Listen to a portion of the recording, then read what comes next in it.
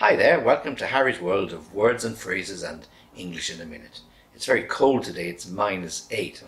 Very, very cold for me wherever you are. I hope you're nice and warm. So we've been asked to describe and explain the difference between beat and win. They're both obviously verbs, and most of the time we use them in connection with sport, but they are used in very different circumstances. We always beat a person and we win a thing. For example, I beat my opponent at tennis.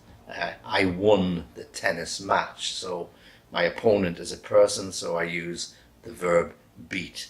And the tennis match is a thing, so I use the verb to win.